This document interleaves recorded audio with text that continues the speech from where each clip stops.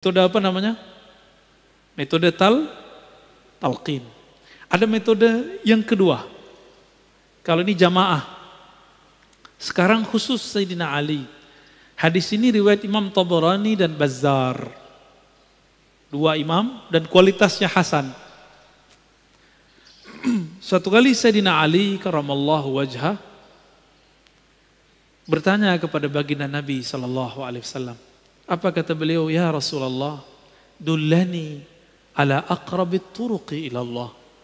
Tolong tunjuk ajar aku jalan terdekat menuju Allah. Jadi kalau kayak sekarang ini banyak yang nanya, Ustaz, Buya, Kiai, itu kalau nanya ke ulama, gimana cara cepat kenal Allah? Sama, Sayyidina Ali nanyanya begitu. Jadi boleh nggak nanya begitu? Bukan boleh lagi Pak, diharuskan. Zaman udah begini, ya. Covid menyerang kapan saja, maka kita harus siap dengan ma'rifatullah. Apa jawaban Nabi? Oh, dia tambahin, wa ashaluha ala ibadih. Cepet, ringan. Enak ya? Cepet tapi jangan berat. Itu sukanya antum kan? Kalau antum kan nggak mau disuruh puasa 40 hari kan nggak mau. Melek 20 hari kan nggak mau. Disuruh zikir 70.000 kali kan nggak mau. Maunya yang paling cepat, paling mudah. Wa afdaluha indahu, dan lebih afdal di sisi Allah Subhanahu wa taala. Jadi 3 sekaligus, lebih dekat, lebih ringan, lebih tinggi di sisi Allah. Ini pinternya Sayyidina Ali kalau nanya. Apa kata Nabi? Alaika bimudawamati dzikrillah sirran wa jahran. Wahai Ali, hendaklah engkau melanggengkan zikir baik sir tersembunyi ataupun jahar. Gimana Pak? Melanggengkan itu gimana? Setiap pada sholat kah? Pagi sore kah? Terus. Ada target-targetnya. Apa jawaban Sayyidina Ali? Ya Rasulullah, qulun nas zakiruna fa khussani bi syai'. Kalau itu semua orang juga tahu. Tolong beri dong yang spesial. Mumpung mantunya Rasulullah ya. Apa kata Nabi? Afdalu ma qultuhu ana wan nabiyyuna min qabli la ilaha illallah. Yang paling afdal, yang paling cepat, yang paling ringan, paling tinggi di sisi Allah, yang dulu dibaca oleh para nabi dan sekarang aku juga mengulang kembali. Apa itu? La ilaha illallah. Seandainya kalimah ini ditimbang, maka semua langit bumi dunia itu kalah. Maka kalau ada, mohon maaf, antum ini ahli dakwah, kenapa dakwah hanya tidak mengena di kolbu jamaah? Mungkin kurang kuat kalimatullah. Kurang banyak tabungan la ilaha illallahnya. Sehingga kalamnya nggak berat. Kalamnya cuma masuk telinga, keluar telinga. Tapi kalau sudah di dalamnya ada dapur kalimah la ilaha illallah, kalamnya hangat, kalamnya berat. Karena tumbuh dari kolbu, masuknya ke dalam kolbu. Wala taqumul qiyamah ala wajhil ardi man yaqulu la ilaha illallah. Kiamat tidak terjadi jika masih ada di bumi yang baca la ilaha illallah. Di hadis Imam Muslim, Allah, Allah, begitu kalimatnya. Coba, para ulama kita itu mengatakan, Imam Ibn Arabi, Imam Ghazali, manusia itu adalah alam kecil. Sedangkan alam itu manusia besar. Manusia itu punya organ terpenting namanya jantung. Kalau jantungnya sehat, semuanya sehat. Jantungnya berdenyut. Duk, duk, duk, duk. Kalau jantungnya udah gak berdenyut, mati. Oke. Denyut alam semesta yang membuat alam ini bisa bergerak, bisa bernafas, bisa bertahan belum kiamat sampai zaman ini hari adalah jantung-jantungnya alam. Siapakah jantungnya alam? qalbul alamin auliyaullah. Qalbunya alam semesta adalah kekasih-kekasih Allah. Yang qalbunya bergetar terus menyebut Allah, Allah, Allah. Ruhnya selalu mengatakan antallah, antallah. Lisannya selalu sibuk mengatakan la ilaha illallah. Jadi mereka ini Pak, itu yang disebut dalam surat Syura ayat 12. Lahu maqalidus samawati wal ard. Milik Allah lah ikatan langit dan bumi. Apa ikatannya?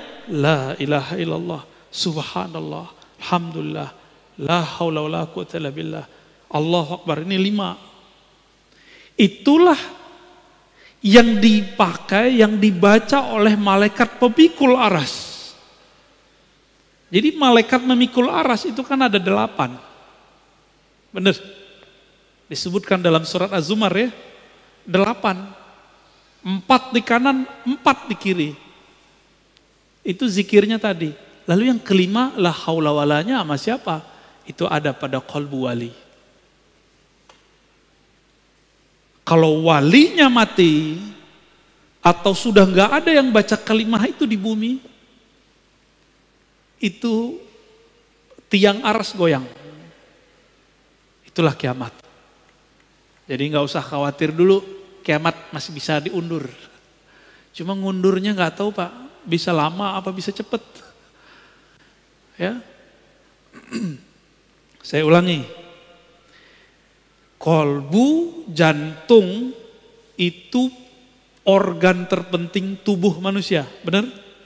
Kalau jantung rusak, rusak nggak tubuh?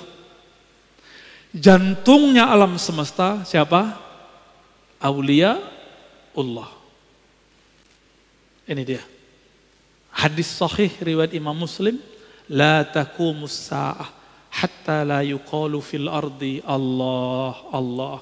Tidak terjadi kiamat, kerusakan terbesar di alam semesta sampai tidak ada di bumi yang membaca Allah Allah. Yang baca Allah Allah lisan atau kalbu? Lisan atau kalbu? Sebenarnya lisan ini menerjemahkan isi kalbu. Jadi intinya ada pada kalbu.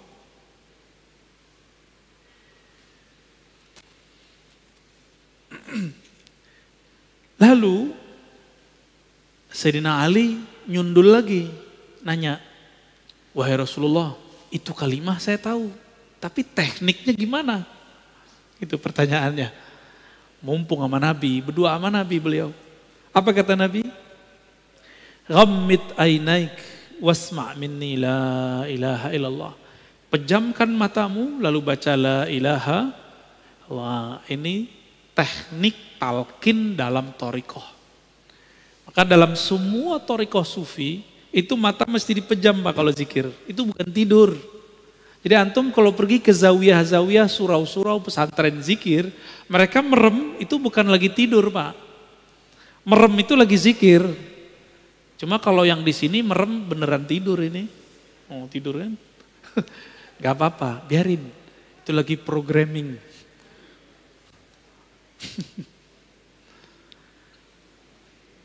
Summa fa'ala dzalika birafis saut ya. Dibaca 3 kali, Nabi bimbing diulang.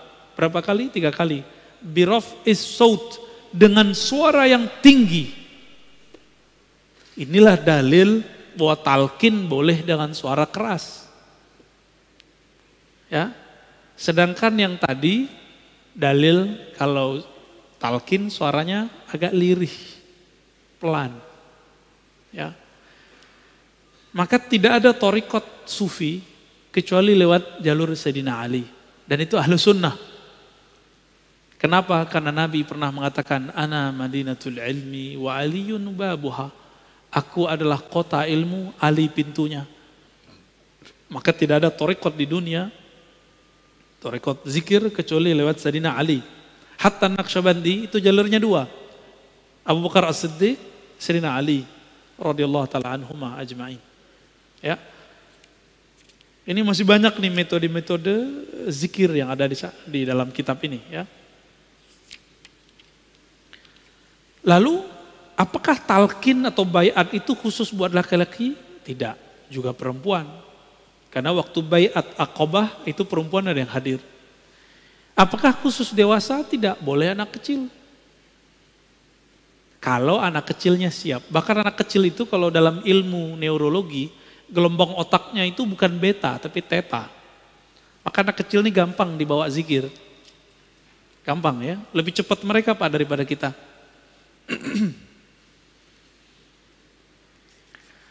Oke, kira-kira itu kajian yang paling penting pada pagi ini. Pertama tentang syarat atau kriteria mursyid yang dicari ada 4. Kemudian apa yang kita ambil dari mereka?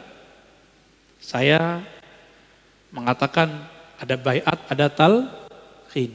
Namun di akhir zaman kalau ada baiat itu cuma tabarukan, ngambil berkah. Ngambil berkah aja. Jadi boleh nggak seorang mursyid ngambil baiat? Boleh, silakan, tapi tabarukan. Dalam hatinya harus mengatakan yang berhak ini adalah pewaris tunggal Nabi, yaitu Al-Imam Al-Mahdi. Dia cuma naib aja, cuma wakil. Ya. Lalu kemudian yang ketiga, ada macam-macam metode talqin, ada berjamaah, ada pribadi. Nah, inilah yang kemudian tidak diwarisi oleh ahli fikih, tidak diwarisi oleh ahli akidah, tidak diwarisi oleh politisi. Ustadz politisi nggak bakal kenal ini kalau dia nggak pernah berthariqah. Yang tahu ini siapa? Ahli thariqat. Maka nggak mesti ustadznya nggak tamat Timur Tengah, nggak mesti. Kalau dia ke Timur Tengah nggak pernah ngambil talqin sama.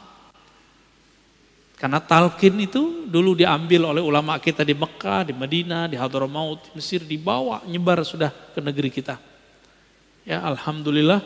Maka tidak ada negeri wilayah di Nusantara kecuali wali-wali Allah dulu pernah menyebarkan talqin zikir la ilaha illallah. Jadi kenapa Bapak Saudara sahabat bukan Allah, zikir-zikir kita kurang menyentuh kalbu? Karena belum pernah disuapi oleh ahlinya. Maka saya berharap carilah ahlinya, berguru kepadanya, ikuti metodenya. Jangan langsung suka-suka antum, Pak Kiai, talqin langsung dong. Gak bisa begitu. Dia punya metodologis, ikutin aja. Itu namanya adab berguru. Pak Kiai, saya kan sudah lama, langsung aja. Kalau kiainya tersinggungan gawat Pak. Kamu cari aja guru yang bisa kamu buat suka-suka. Bisa digituin ntar sama kiainya. Ya, jadi kita kalau berguru ada nanti adab-adabnya. Insya Allah nanti di pertemuan ke depan ada namanya adab terhadap guru dan sahabat. Insya Allah. Ya.